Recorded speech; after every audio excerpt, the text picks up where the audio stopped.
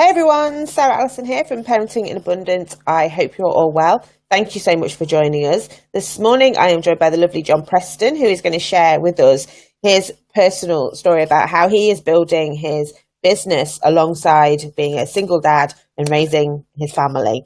So without further ado, I'm going to hand you straight over, John. Do you want to tell us a little bit more about your business? Hi, yeah, sure.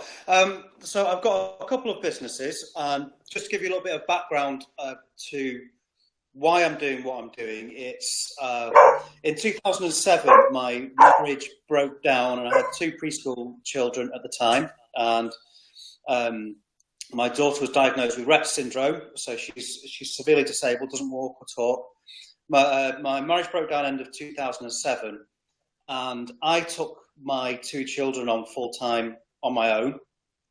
And at the time, I was in quite a high level sales and marketing job within the FMCG sector for like United Biscuits and RHM. So, you know, the big companies. And this was a sort of business to business director level sales. It was, you know, plenty of money, but I had to walk away from it, send the BMW back, give it all up. Took some time out and realised that there was no way that I could get go back to a normal job, just because I needed the flexibility, certainly with, you know, raising the two young children at the time and all the hospital appointments that my daughter has. So I decided to try and get into the fitness industry, which is something I'd been passionate about since being around 15, and try and make some money and pay the mortgage by doing something that I actually enjoyed doing for once. Now, you know, obviously it's taken quite a long time. This was 2010. I started trading after taking a little bit of time out to retrain and get some qualifications. My businesses now are Very Private Training and Cheshire Personal Trainer. And Cheshire Personal Trainer was the first business set up, which is a home-based training operation. And I kind of set that up because obviously there's no real costs involved with it. You go around to people's houses, there's no setup. And Very Private Training, which works on loads of different levels. So we've got the small group, semi-private training model, which we run in here really successfully. We have our own gym, which I'm talking to you from now. We've got one-on-one training. We've got a group of trainers that work here as part of the team.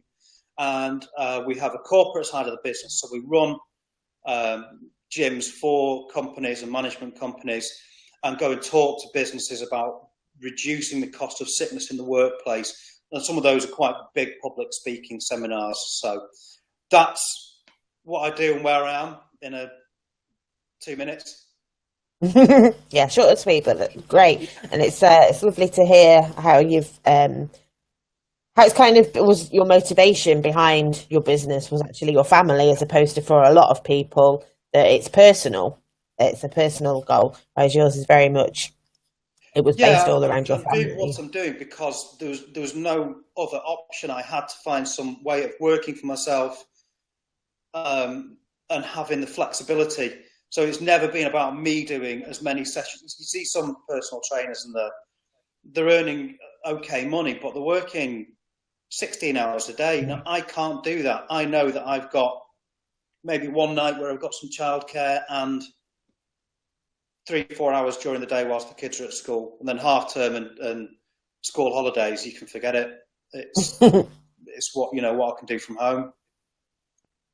So following on from that, do you think, had things have been different, had situation not occurred where you went into this situation where you were full-time parent, what do you think that's impacted on in terms of your career? Do you think you'd be in the same place, or do you think things will be very different for you?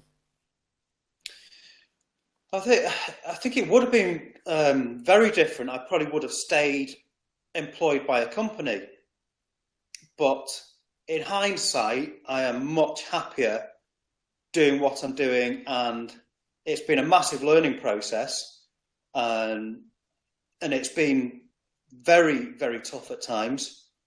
You know, running your own business isn't easy. You're not automatically a multimillionaire. It takes an awful lot of work. So, but you know,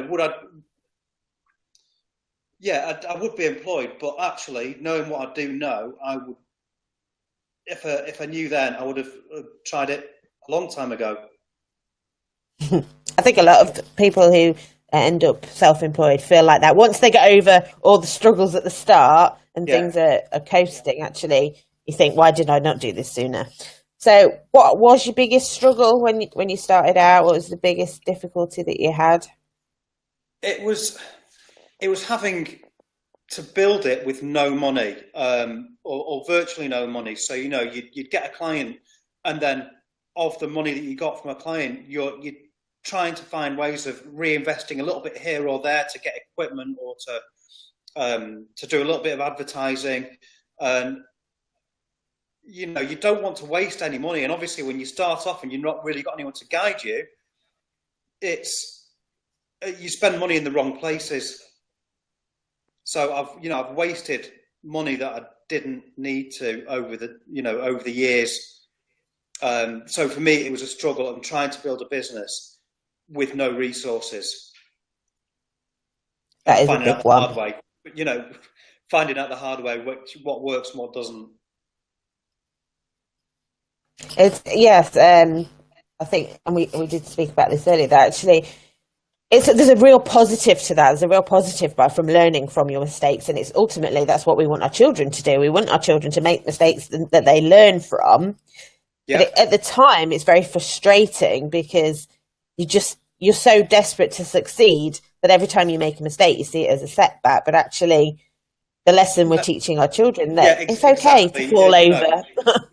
If you're going to go into business for yourself and you treat every failure as a negative, then that is a massive issue. Because I'll tell you now that you're going to lose money. You're going to find months which are tough. You're going to do things which don't work.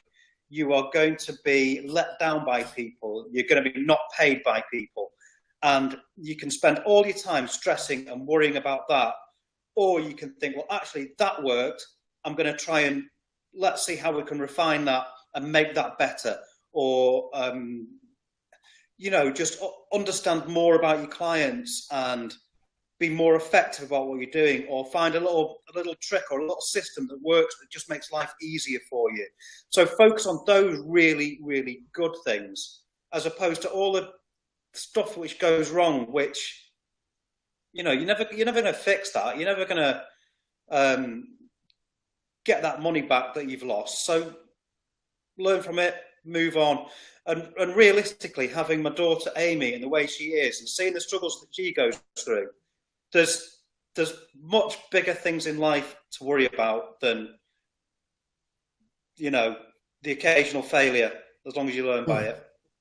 And then don't I think post it it on does Facebook. it is an amazing perspective that you get given. Obviously, your situation is unique, but just as a parent, you look at your kids, and it does give you that perspective of the bigger picture, and It does. that's a great way of actually, yeah, that happened and it was crap, but does it really matter? Does it really matter in the big scheme of things? What can No, not at all. And I think a really important thing about being a parent, certainly if your business is dealing with other people or selling to the general public, is that you can empathize with the struggles and pressures and the time constraints, the financial pressures, the whatever it is that they are going through. So in my business, most of our clients are parents. We're all going through the same struggles, and they appreciate that you understand that. And that's great. That was actually going to be my next question: is what difference do you feel it's made? And I think you're right. I think when you become a parent, you realise that. Obviously, in your job, I imagine it was probably even more highlighted when you're in a corporate job that actually parenting isn't even on the radar for corporate managers, and so it doesn't matter what's going on at home. You just have to get the job done. But actually, when you work for yourself, everything shifts.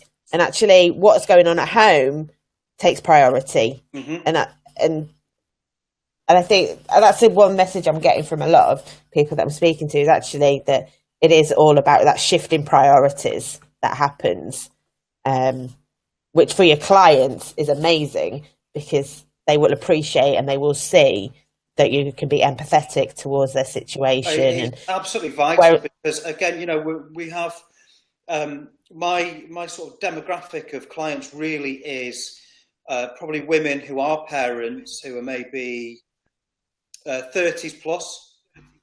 So if I was some 18-year-old gym rat who basically I can spend 4 hours a day in the gym and I'm quite happy eating out of Tupperware boxes all day, and I've always had amazing abs and stuff like that. There is such a disconnect that I'm never going to really be able to get my clients to buy into the message that I want to give them. So to actually say, look, I've got the same struggles, I've got the same problems as you, is really, really helpful for us to get that connection, because it's such a personal thing that we're trying to do with people, that we need to all buy into the same goal. But I mean, having that understanding that sometimes, you're tired, the kids are playing up, you know what, I'm going to order pizza. And understanding that and not feeling like when you go in, you're going to be shamed and everything. And I think personally, I do not want to live in a world without red wine and Dominoes. That is such a great philosophy. Well, a way to live. Yeah. So if anyone watches this wants to know how you can work a diet and lose weight around red wine and Dominoes, I am your man. Your man.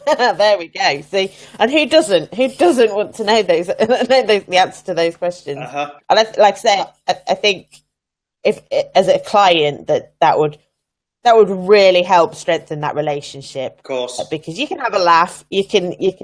It's good banter, and it's that level of understanding that, you know what. Yeah, it's important that you do these things, but it's not important compared to what's going on at home or any of those things. Exactly. And that does set you apart. So what's the best points for you? I know you've kind of covered that, but in a nutshell, the best points of, in your situation, being a parent, what's the best thing about having your own business? It's very much, sorry, I made a couple of notes on this one, obviously knowing the sort of things that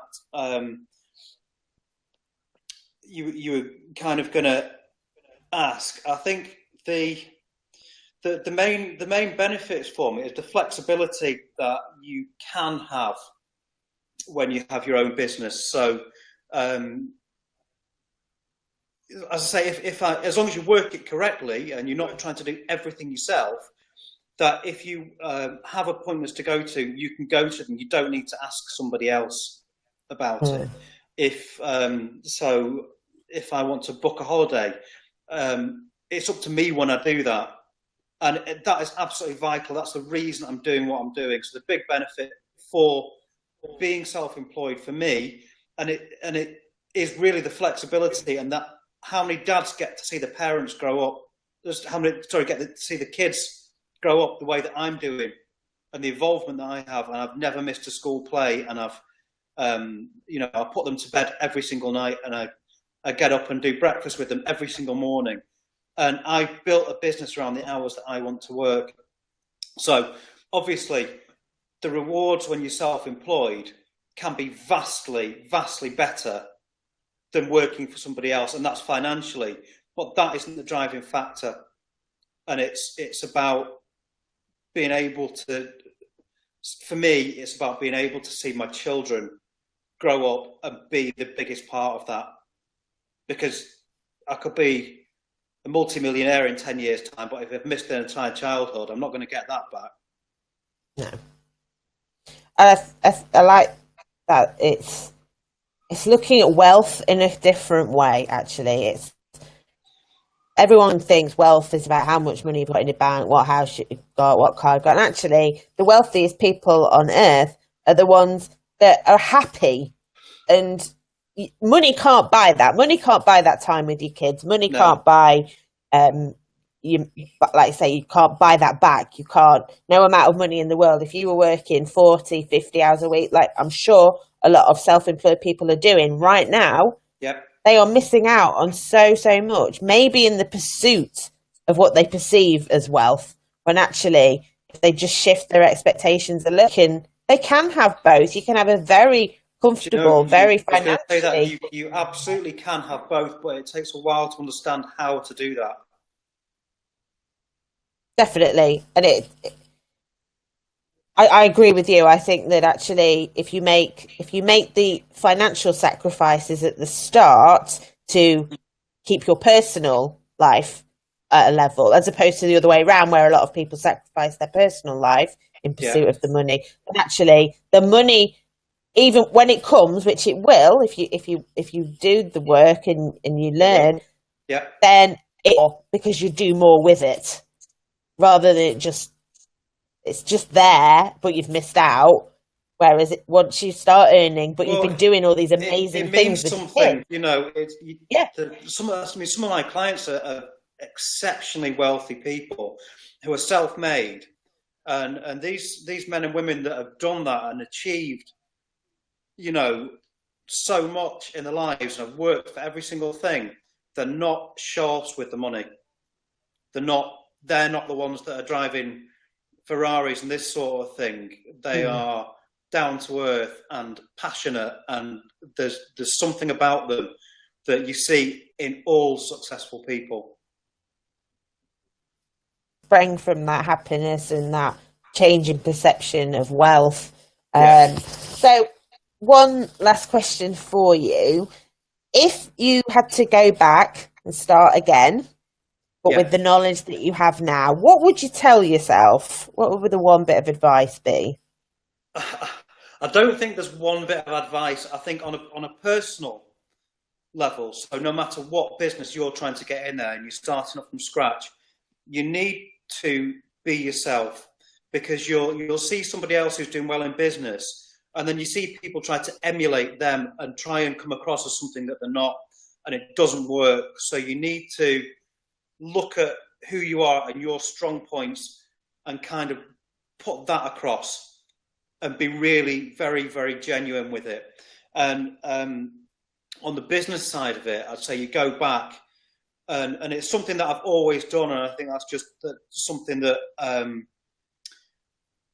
again, if you're going to be in business for yourself, that you're going to do very, very well for yourself if you spend more time gaining trust, establishing relationships with people, and then when they do decide to invest in your services, you make damn sure that the product is brilliant and you over deliver. And if you can consistently do that, if you can consistently be yourself, enjoy what you're doing, over deliver to people, you really aren't going to go too far wrong. Brilliant. Absolutely. Yes. And I think when you're doing something you love, over delivering kind of comes naturally anyway, because you're invested. When I work with parents, and I genuinely want to see transformations.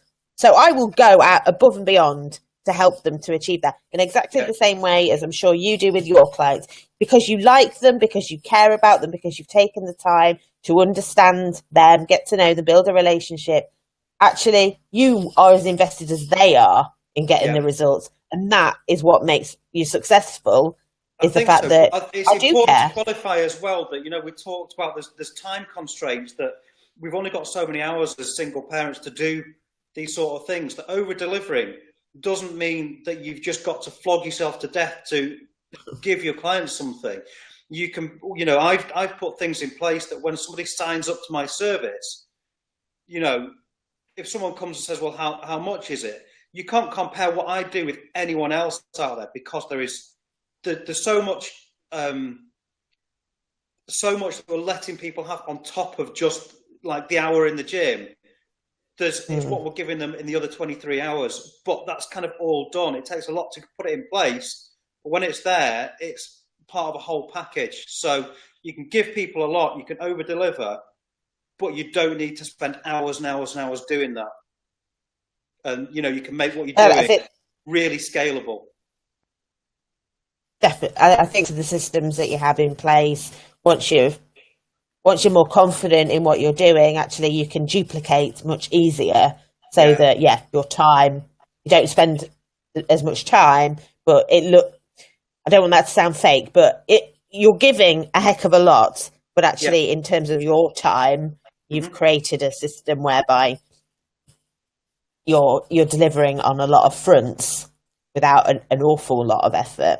Although no one sees the effort that goes into create it. That's the thing, isn't it? An example of that is that, instead of having, so we have our online program, and instead of, and obviously we do email the people that are on the program to check how they're doing, but to have a constant email conversation with every single person on that program just isn't practical and isn't doable within, we only £25 a month for that, but to have them in a secret or private Facebook community means that we can coach on a bigger scale for that and still give people a lot of value, and everyone else can sort of chip into that as well. So there's things like that, which means that you can turn up in that for half an hour a day, as opposed to spending 4 hours a day writing emails to everyone when there's quite often the same questions.